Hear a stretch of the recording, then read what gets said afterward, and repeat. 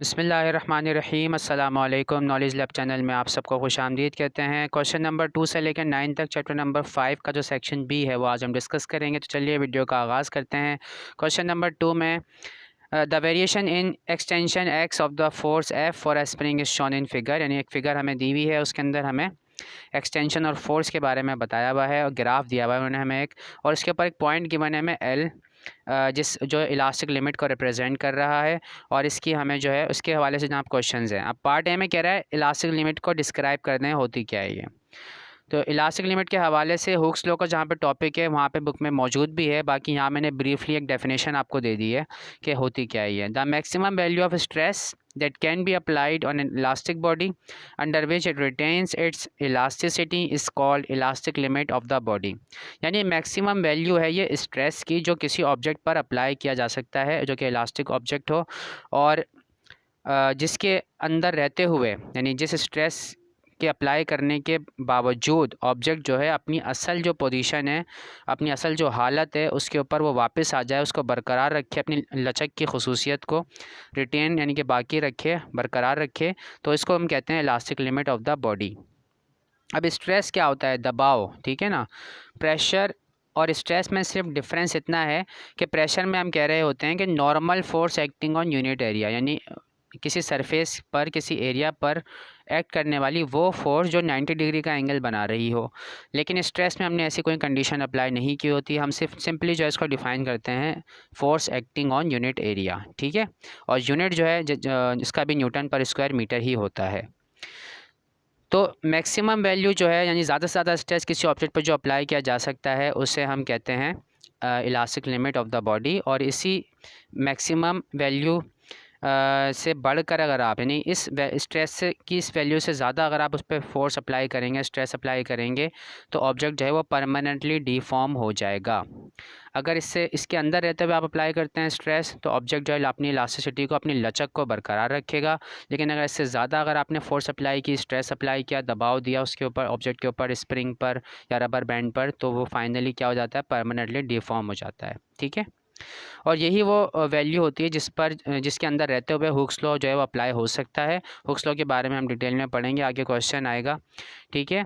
तो अगर elastic limit के अंदर रहते हुए आप स्ट्रेस अप्लाई करते हैं तो हुक्स लॉ फॉलो होता है, अदरवाइज़ वो फॉलो नहीं होता। उसके बाद पार्ट बी है, हमें एल की वैल्यू निकालनी है, इलास्टिक लिमिट जो है वो हमें बतानी है। ये हमें ग्राफ दिया हुआ है एक, ग्राफ में देखें यहाँ पर है फोर्स यानी कि लोड, और यहाँ पर है एक्सटेंशन, ठीक है। ये इंडिपेंडेंट क्वांटिटी होती है क्योंकि हम कंट्रोल कर सकते हैं स्प्रिंग के ऊपर कितना लोड डालना है, कितना स्ट्रेस अप्लाई करना है, वो हमारे इख्तियार में है। तो उसको हम यहाँ एक्स एक्सिस पर लेते हैं, इंडिपेंडेंट क्वांटिटी को जो हमारे इख्तियार में होती है। बाकी एक्सटेंशन जो है वो अपनी मर्ज़ी से करेगा स्प्रिंग, जो भी उसका मटेरियल होगा उसकी बुनियाद पर। अगर आपने बहुत ज़्यादा लचकदार तार से उसको जो है बनाया हुआ है स्प्रिंग को, तो वो ज़्यादा एक्सटेंशन करेगा कम फोर्स पर, और अगर आप जो है वो हार्ड वायर है तो वो कम एक्सटेंशन करेगा, ठीक है ना। तो एक्सटेंशन जो है हमारे इख्तियार में नहीं है, तो वाई एक्सिस पर जो हम लेते हैं एक्सटेंशन, और लोड जो है उसे हम लेते हैं एक्स एक्सिस पर। अब यहाँ पे ग्राफ उन्होंने हमें प्लॉट करके दिया हुआ है, और इलास्टिक लिमिट भी यहाँ पे देखें बताई हुई है, ठीक है। जब तक इलास्टिक लिमिट के अंदर अंदर नीचे वाला जो हिस्सा है ये बिल्कुल स्ट्रेट लाइन है, ठीक है ना, हुक्स लॉ को ओबे कर रहा है, जबकि इसके ऊपर वाला ऐसा देखें ये ओबे नहीं कर रहा। अब यहाँ पे आके जो है वो स्लोप जो है ग्राफ का वो चेंज हो गया है। तो अब इस एल जो पॉइंट है इसकी वैल्यू हमसे पूछ रहे हैं वो कि कितनी होगी। यहाँ देखें ये न्यूटन में हमें फोर्स गिवन है, तो यहाँ तक जो है 6 न्यूटन तो देखें यहाँ पे पूरे हो चुके हैं इधर। अब यहाँ पर देखें 4, ये जो बॉक्सेस हैं, ये जो एक बड़ा बॉक्स आपको नज़र आ रहा है इसके अंदर छोटे छोटे स्मॉल बॉक्सेस भी हैं, देखें 1 2 3 4 और 5, तो 5 स्मॉल बॉक्सेस जो हैं वो 2 न्यूटन की जो फोर्स है उसको रिप्रेजेंट कर रहे हैं। और हमें यहाँ पे देखें जो स्मॉल बॉक्सेस हैं वो 4 देखें स्मॉल बॉक्स, चौथा जो स्मॉल बॉक्स है यहाँ पर पॉइंट लगा हुआ है। अगर एग्जैक्टली यहाँ पर लगा होता तब तो हम देखते कि सर डायरेक्टली बोल देते हैं कि 8 न्यूटन जो है वो होगी इलास्टिक लिमिट पर जो है फोर्स, मैक्सिमम फोर्स जो है वो 8 न्यूटन होगी, हम डायरेक्टली बता देते हैं। लेकिन अभी पॉइंट जो है वो थोड़ा सा पीछे है, यानी कि 4 स्मॉल बॉक्सेस पर लगा हुआ है, तो हमें 4 स्मॉल बॉक्सेस की वैल्यू पता लगानी पड़ेगी और उनको फिर ऐड करना पड़ेगा 6 न्यूटन की फोर्स के अंदर, ठीक है। अब हमें नहीं मालूम कि जो 4 स्मॉल बॉक्सेस हैं कितनी फोर्स को रिप्रेजेंट कर रहे हैं, इनकी क्या वैल्यू होगी, तो ये पता लगा लेते हैं पहले। तो 5 small boxes is equal to 2 newton, ठीक है। यहाँ से हमें देख के पता चल गया है स्केलिंग। अब हमें एक स्मॉल बॉक्स की पहले वैल्यू निकालना पड़ेगी, तो 5 से दोनों तरफ डिवाइड कर दिया ताकि एक स्मॉल बॉक्स की वैल्यू आ जाए। उसके बाद 4 की निकालनी है तो 4 से दोनों तरफ मल्टीप्लाई कर दिया है, ठीक है। 2 को 4 से मल्टीप्लाई कर 5 से आप डिवाइड कर दें, या फिर आप 2 को जो है पहले 5 से डिवाइड करें फिर मल्टीप्लाई कर दें 4 से। तो ये 1.6 न्यूटन जो है हमारे पास रिज़ल्ट आएगा, और रिक्वायर्ड फोर्स जो होगी हमारे पास वो 6 न्यूटन। यहाँ तक ये 6 जो है वो तो पूरा कंप्लीट है, देखें पूरा है। और उसके बाद देखें जो 4 स्मॉल बॉक्सेस एक्स्ट्रा थे, ये वाले 4 स्मॉल बॉक्सेस एक्स्ट्रा, इनकी वैल्यू हमने निकाल ली जो कि 1.6 है। तो ऐड करने के बाद ये रिज़ल्ट आ रहा है 7.6 न्यूटन, ठीक है। तो मैक्सिमम फोर्स उन्होंने हमसे पूछी थी, देखें calculate the force in extending the spring to its elastic limit. और इलास्टिक लिमिट जो है उस पर एक्सटेंशन कितनी है वो तो हमें ग्राफ से पता चल रहा है डायरेक्टली, देखें 7 है, ठीक है। पॉइंट यहाँ पर लगा हुआ है, तो 7 सेंटीमीटर जो है वो उसकी इलास्टिक लिमिट पे उसकी एक्सटेंशन है। यानी अगर 7 सेंटीमीटर से ज़्यादा अगर आप खींचोगे उसको तो परमानेंटली डिफॉर्मेशन होने का अंदेशा है। अब उसके बाद अगला सवाल देखते हैं, हुक्स लॉ के बारे में पूछ रहे हैं हमसे, वो स्टेट करें हुक्स लॉ। तो डेफिनेशन बुक में मौजूद है, मैं एक्सप्लेन कर देता हूँ, वहीं से मैंने स्क्रीनशॉट लिया हुआ है। तो रॉबर्ट हुक जो कि इंग्लिश साइंटिस्ट था, और ये काम उसने क्यों किया इसके हवाले से भी जो है बुक में एक ब्लू बॉक्स बना हुआ है नेक्स्ट पेज पर, मतलब जहाँ पे ये टॉपिक है इसके अगले सफ़े पर जो है आपको ब्लू बॉक्स मिल जाएगा, वहाँ पर आपको उसकी इन्फॉर्मेशन मिल जाएगी। तो स्प्रिंग के हवाले से जनाब वो स्टडी कर रहा था, और बैलेंस एक सेंसिटिव बैलेंस बनाना चाह रहा था वो बाय यूजिंग स्प्रिंग। तो इसलिए जो है उसने ये सारी स्टडी की, और मैथमेटिकल इक्वेशन हमें एक दी उसने, ठीक है। अच्छा एक बात और आपको बता दूं कि हुक्स लॉ की जो असल फॉर्म है वो स्ट्रेस और स्ट्रेन से रिलेटेड है ना, मतलब हुक्स लॉ को हम अप्लाई कर रहे होते हैं स्प्रिंग पर, ठीक है ना। तो यहाँ पर उन्होंने हुक्स लॉ आपको यहाँ पे स्प्रिंग से ही समझा दिया है, यानी कि स्ट्रेस और स्ट्रेन का जो टॉपिक है वो रिमूव कर दिया है, पुरानी वाली किताब में ये मौजूद था। तो यहाँ पे मैं आपको इसी हवाले से जो है बता देता हूँ, लेकिन थोड़ी बहुत जो है उसके जैसे एक टेबल आपको नज़र आएगा अभी आगे जिसमें यंग्स मॉडुलस का जिक्र आएगा, तो वहाँ पे हम उसको जो है वो बताएंगे आपको। तो रॉबर्ट हुक जो है इंग्लिश साइंटिस्ट है जिसने जो है हमें ये मैथमेटिकल फॉर्म इसकी दी है, यानी कि स्प्रिंग की जो एक्सटेंशन है और जो उस पर हम लोड अप्लाई करते हैं, जो फोर्स अप्लाई करते हैं, उन दोनों के दरमियान एक मैथमेटिकल इक्वेशन उसने हमें दे दी है, रिलेशनशिप दे दिया है, जिसके ज़रिए से हम पता लगा सकते हैं कि कितनी फोर्स पे स्प्रिंग में जो एक्सटेंशन है वो कितनी आएगी। तो within elastic limit the displacement produce in the spring is directly proportional to the force applied, यानी जो फोर्स हम अप्लाई करेंगे स्प्रिंग पर वो डायरेक्टली प्रोपोर्शनल है किस चीज़ के, उसकी एक्सटेंशन के, जो उसमें खिंचाव आएगा या उसमें चेंज आएगा, ठीक है ना। खिंचाव भी आ सकता है, उसे आप कंप्रेस भी कर सकते हैं, दोनों काम हो सकते हैं स्प्रिंग के अंदर। स्प्रिंग को खींच भी सकते हैं, उसको कंप्रेस भी कर सकते हैं।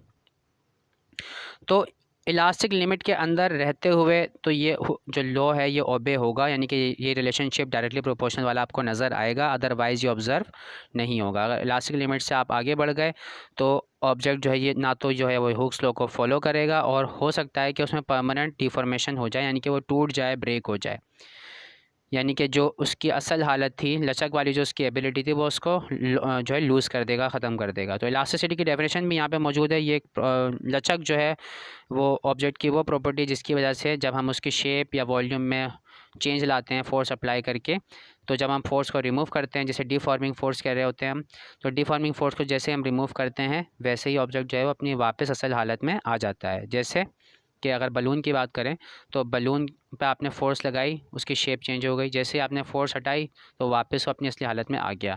लेकिन एक लिमिट है कि आप उसको जो है वो डिफ़ॉर्म कर सकते हो, लेकिन अगर आपने बहुत ज़्यादा ही उस पर फोर्स अप्लाई कर दी तो बलून ब्लास्ट हो जाएगा, फट जाएगा, यानी कि उसकी इलास्टिक लिमिट क्रॉस हो जाएगी, ठीक है।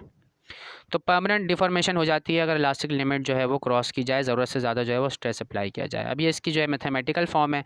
एफ़ यहाँ पे जो है वो अप्लाइड फोर्स हमने कहा है, लेकिन अगर मैं हुक के हवाले से बात करूं तो उसने यहाँ पर स्ट्रेस हमें कहा था कि स्ट्रेस जो है वो डायरेक्टली प्रोपोर्शनल होता है स्ट्रेन के, ठीक है।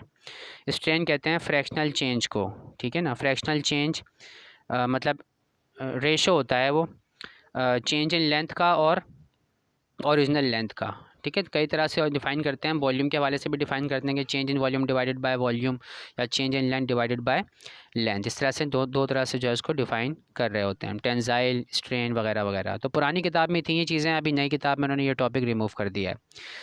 तो जब प्रोपोर्शनलिटी का सिंबल हटाएंगे तो यहाँ पर आएगा हमारे पास एक अदद कांस्टेंट जिसे हम कह रहे हैं के, ठीक है। और ख़ास ये हमने जो इक्वेशन लिखी है ये स्प्रिंग के लिए है, तो F is equal to k x. तो के जो है यहाँ पर ये है स्प्रिंग कांस्टेंट, और x यहाँ पर है एक्सटेंशन, और F जो है वो क्या है, अप्लाइड फोर्स है, ठीक है। अच्छा, जब कहीं कहीं आप जो है मतलब फर्दर जो अब आगे पढ़ेंगे आप, तो यहाँ पर एक नेगेटिव साइन भी आप लगा हुआ देखेंगे, सिंपल हार्मोनिक मोशन के नाम से आप टॉपिक पढ़ेंगे। तो वहाँ पर हम बात कर रहे होते हैं रीस्टोरिंग फोर्स की, ठीक है। तो फिलहाल हम बात कर रहे हैं अप्लाइड फोर्स की।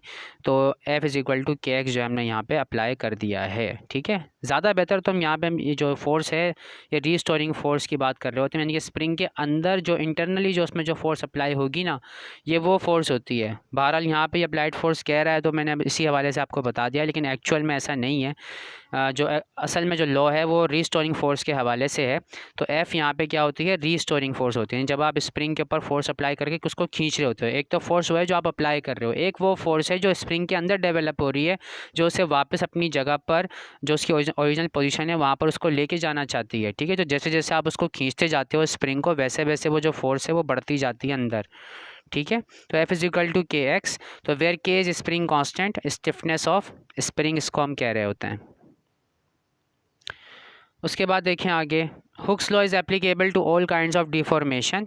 हुक लॉ जो है वो तमाम की तमाम डिफॉर्मेशन पर अप्लाई हो सकता है, ज़रूरी नहीं कि सिर्फ सॉलिड पे ही हो, लिक्विड और गैस पे भी अप्लाई हो सकता है। और कंडीशन ये है कि इलास्टिक लिमिट जो है वो क्रॉस ना हो, इलास्टिक लिमिट के अंदर रहते हुए हमने जो है वो स्ट्रेस अप्लाई करना है, फोर्स अप्लाई करनी है, उससे ज़्यादा फोर्स अप्लाई नहीं करनी है, वरना कंडीशन कुछ इस तरह की हो जाएगी। यानी ग्राफ जो है वो स्ट्रेट लाइन के बजाय क्या हो जाएगा, बेंड हो जाएगा, यानी कि अब वो लॉ को ओबे नहीं कर रहा, यानी पी से आगे वाला जो रीजन है इसमें वो ओबे नहीं कर रहा, ठीक है। अच्छा, ये ग्राफ जो है उल्टा बना दिया है इन्होंने, फोर्स यहाँ पे नीचे आती है और ये एक्सटेंशन जो है यहाँ पर ये ऊपर जाती है। इलास्टिक लिमिट के हवाले से मैं ऑलरेडी आपको बता चुका हूँ, इसके अलावा बुक में भी देखें यहाँ पर ये दिस लिमिट से लेकर यहाँ तक ये एंड तक जो ये पूरी बात उन्होंने इलास्टिक लिमिट के हवाले से ही की हुई है, और यही बात मैंने आपको अपनी ओन वर्डिंग में वहाँ पर ब्रीफली बता दी है। अब आगे देखें, ये एक टेबल बुक में दिया हुआ है ये, और यहाँ पे एक वर्ड यूज़ हुआ है यंग्स मॉडुलस। तो ये जो है जनाब, जो एक्चुअल जो इसका ओरिजिनल जो मतलब हुक्स लॉ का जो स्टेटमेंट थी कि स्ट्रेस और स्ट्रेन में डायरेक्ट रिलेशन होता है और इनका जो रेशो होता है वो कांस्टेंट होता है। फिर ये जो कांस्टेंट था इसकी वैल्यू फाइंड की थी उसने, एक साइंटिस्ट ने जिसका नाम था यंग। तो यंग्स जो है इसीलिए इसको कहते हैं यंग्स मॉडुलस, और डिफरेंट मटेरियल के लिए डिफरेंट इसकी वैल्यू आती है, ठीक है ना। तो यानी कि यंग्स मॉडुलस होता है क्या है, रेशो होता है स्ट्रेस और स्ट्रेन का, जो कि हमेशा कांस्टेंट रहता है अकॉर्डिंग टू हुक्स लॉ। यानी इलास्टिक लिमिट के अंदर अंदर रहते हुए बात करें तो ये कांस्टेंट होता है, अदरवाइज ये कांस्टेंट नहीं होगा, और उसके बाद ऑब्जेक्ट जो है वो परमानेंटली डिफॉर्म हो जाएगा, टूट जाएगा, ख़राब हो जाएगा। अब उसके बाद देखें अगला सवाल जो है वो न्यूमेरिकल से रिलेटेड है, तो ये हम डिस्कस कर लेते हैं, पहले पढ़ लेते हैं न्यूमेरिकल को। कह रहे हैं स्प्रिंग कांस्टेंट को कैलकुलेट करना है स्प्रिंग का, और उसकी एक्सटेंशन जो है वो 3.5 सेंटीमीटर है, लोड उस पर जो है वो 14 न्यूटन का है। तो हमें के की वैल्यू निकालनी है, एफ़ और एक्स हमें पता है। तो यहाँ डेटा बना लेते हैं अब इसका, आसान सा न्यूमेरिकल है। तो फोर्स जो है पता है हमें यहाँ पे 14 न्यूटन है, लोड एक्सटेंशन जो है वो हमारे पास है एक्स 3.5 सेंटीमीटर है। सेंटीमीटर ऐसा यूनिट नहीं होता तो कन्वर्ट कर लेंगे इसको हम, डिवाइडेड बाय 100 कर देंगे, या फिर आप प्रीफिक्स की वैल्यू जो सी की जो वैल्यू है चैप्टर नंबर 1 में प्रीफिक्सेस की वैल्यू गिवन है टेबल में, तो सी जो है सेंटी, इसकी वैल्यू 10 की पावर होती है -2, तो वो आप यूज़ कर सकते हैं। तो 0.035 मीटर जो है ये इसका जो है मीटर में वैल्यू आ गई है। अब हमने इसको फॉर्मूला अप्लाई किया, रेफरेंस दिया since F is equal to k x, ये 3 डॉट्स नज़र आ रहे हैं इन्हें हम रीड करते हैं सेंस, जैसा कि फोर्स बराबर होती है spring constant multiplied by extension के। अब जब वैल्यू पुट करते हैं देयरफॉर के सिंबल आते हैं, 3 जो डॉट्स नज़र आ रहे हैं आपको ये देयरफॉर होते हैं। तो 14 इज इक्वल टू के टाइम 0.035, के की वैल्यू निकालनी है, तो ये जो वैल्यू है ब्रैकेट में इसको हमें दूसरी तरफ लेकर जाना पड़ेगा, तो डिवीज़न होगी क्योंकि के साथ ये मल्टीप्लाई हो रहे हैं, तो डिवीज़न होगी। तो 14 डिवाइडेड बाय 0.035, तो रिज़ल्ट आएगा 400 न्यूटन पर मीटर। उसके बाद अगला सवाल देखते हैं, तो इसमें वो ग्राफ के हवाले से बात कर रहे हैं। टेबल 5.4 शो द रिज़ल्ट, यानी कि एक टेबल हमें दिया हुआ है और हमें ग्राफ जो है उसका ड्रॉ करना है। Table 5.4 show the result of an experiment to stretch a spring.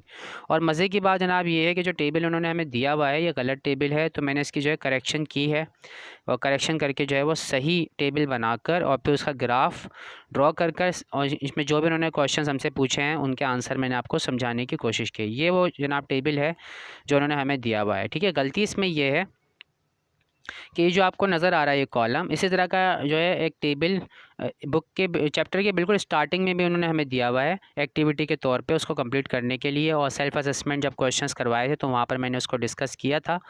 ठीक है, तो उससे मिलता जुलता ही यहाँ पे जो है वो दिया हुआ है, लेकिन गलती ये की उन्होंने कि यहाँ पे लोड, ये वाला कॉलम तो बिल्कुल सही है, लेकिन ये वाला जो कॉलम आपको नज़र आ रहा है एक्सटेंशन वाला, ठीक है ना, तो ये एक्सटेंशन वाला जो है ये लास्ट में आएगा, अलग से आएगा, और ये जो है लेंथ ऑफ स्प्रिंग है यहाँ पर, और लेंथ ऑफ स्प्रिंग में जो पहली वैल्यू उन्होंने हमें दी है 0, ये 0 नहीं होगी, बल्कि यहाँ पर अब ये पैटर्न के हिसाब से मैंने चेंज करके यहाँ पर जो है वो 77 वैल्यू लिखी थी, तो 77 हम इस यहाँ पे यूज़ करेंगे और फिर एक कॉलम और ऐड कर लेंगे।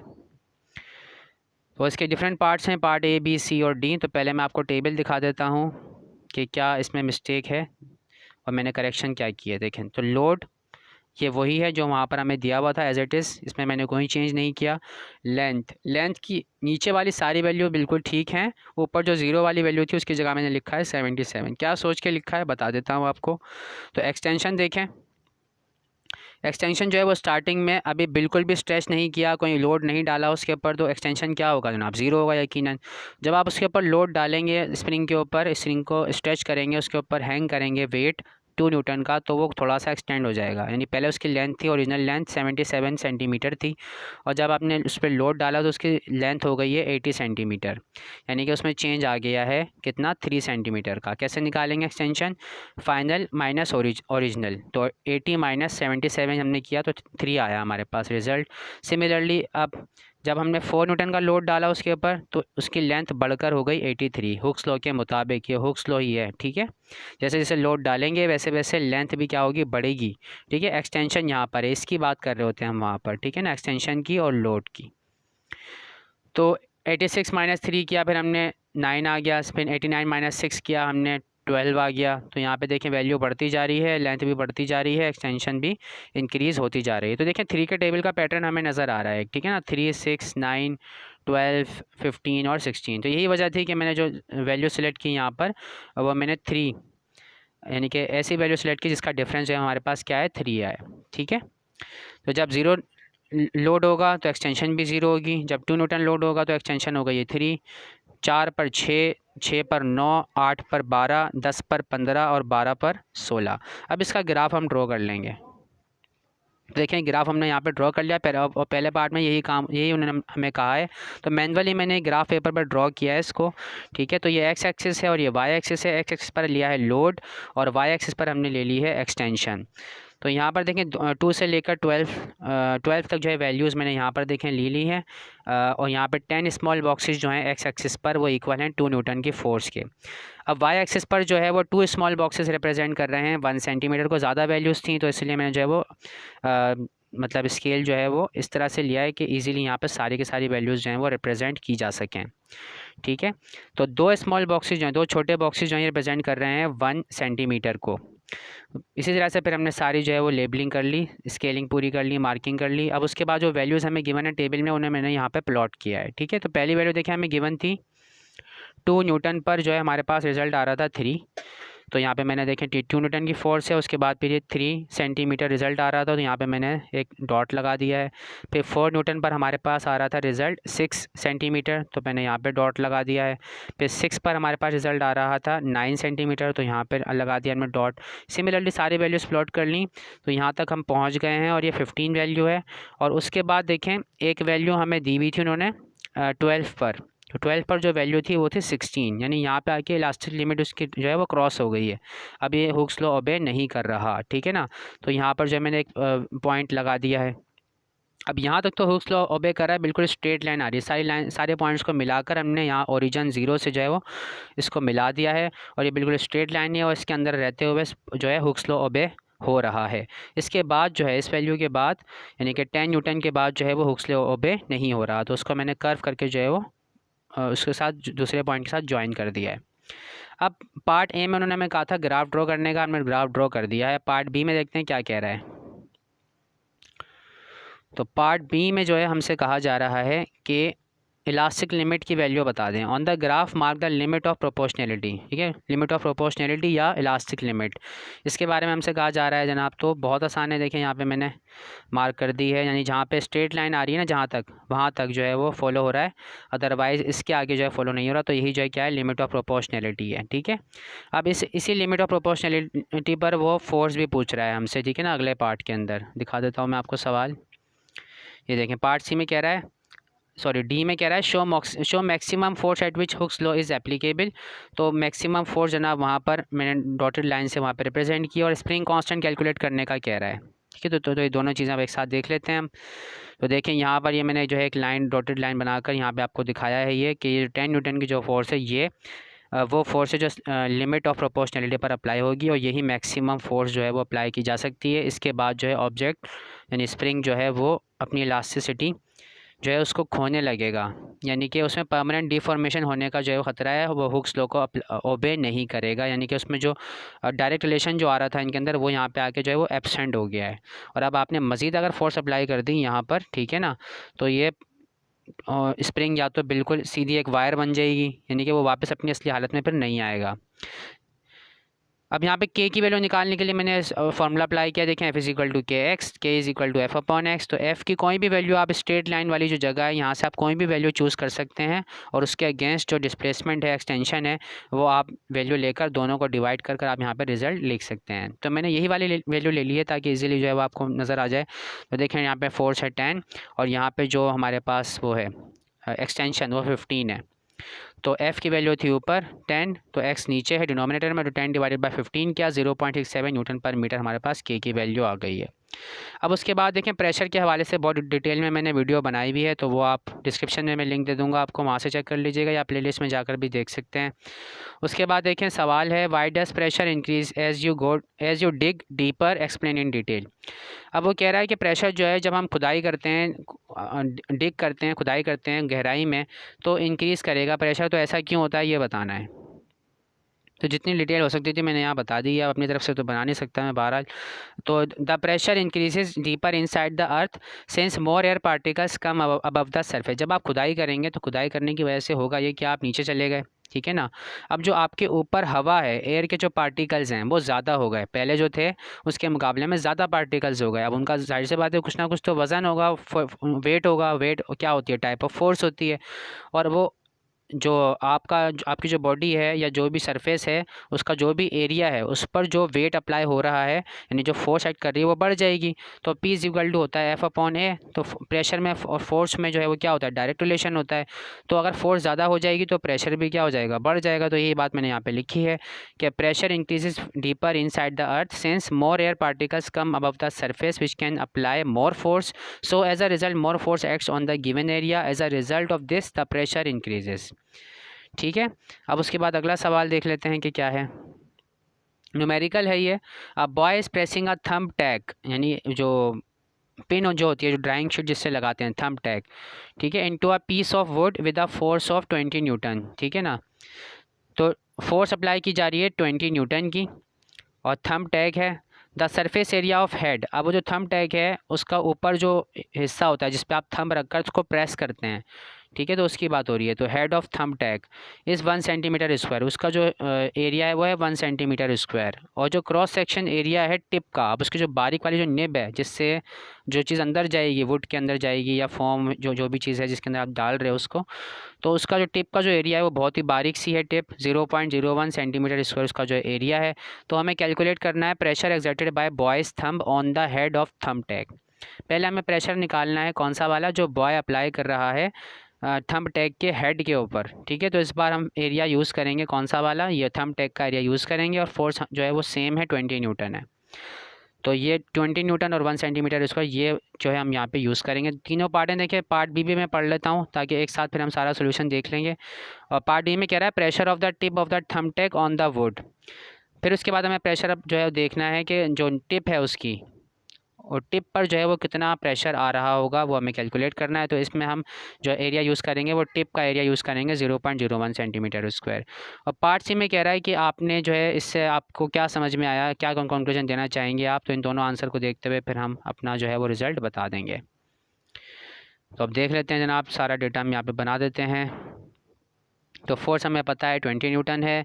एरिया ऑफ हेड जो है थंब टैग का वो है 1 सेंटीमीटर स्क्वायर, उसे हम A1 कह रहे हैं क्योंकि दो तरह के एरिया हैं।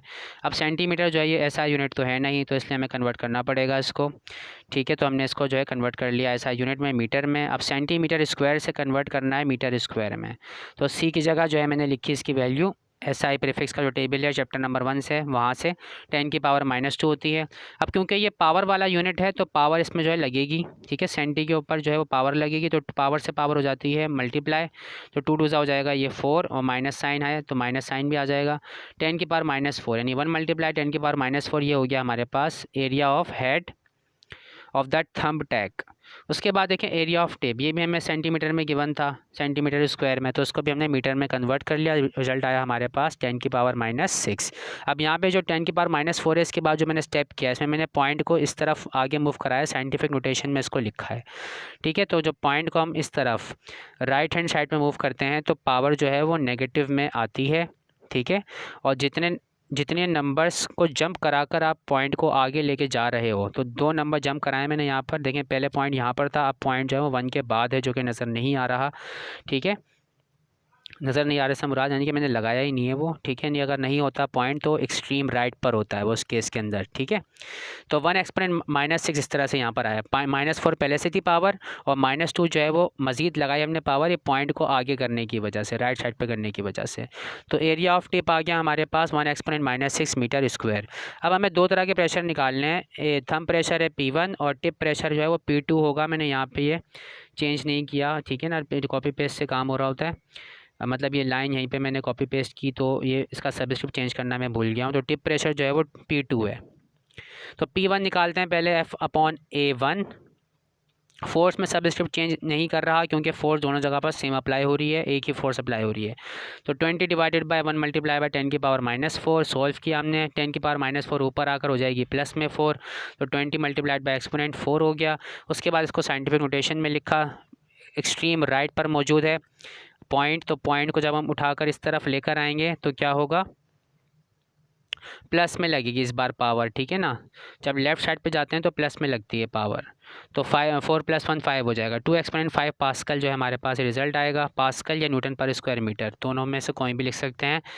उसके बाद देखें P2 निकालना है, यानी कि एरिया निकालना है, हम प्रेशर निकालना है कि टिप पर जो थंब टैग की जो नोक है, निब है, जिसके ज़रिए वो अंदर जाएगी, वहाँ पर प्रेशर कितना होगा। देखें यहाँ पे प्रेशर कम आया, यहाँ पे प्रेशर ज़्यादा आ रहा है। ठीक है ना, क्योंकि एरिया यहाँ पे कम है। तो एरिया जो है हमने यहाँ पे पुट की वैल्यू A2 1 एक्सपोनेंट -6 टिप का एरिया, दोनों को डिवाइड किया, सॉल्व किया, तो हमारे पास आया 2 एक्सपोनेंट -7। तो एरिया बढ़ाने से कंक्लूजन ये निकलेगा कि एरिया जो है वो कम करने से क्या होगा, प्रेशर बढ़ गया।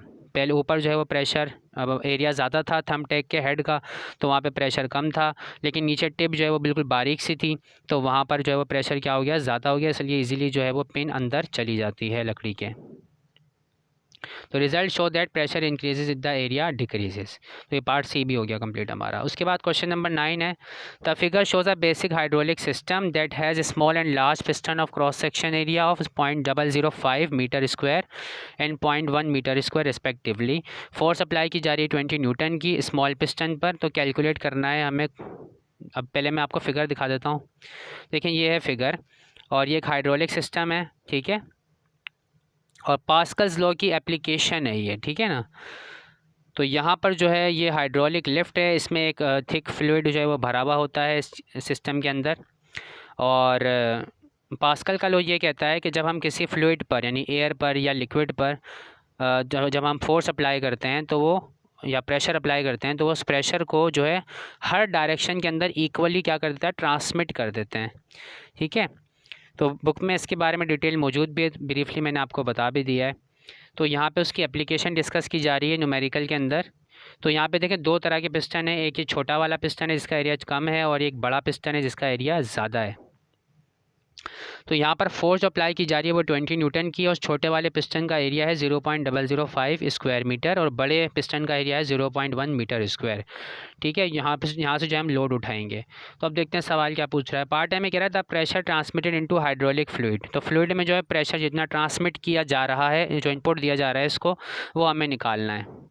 तो उसके लिए हम यूज़ करेंगे जनाब फ़ोर्स का और एरिया का, ये वाला फ़ोर्स जो हम अप्लाई कर रहे हैं और छोटे वाले पिस्टन का एरिया।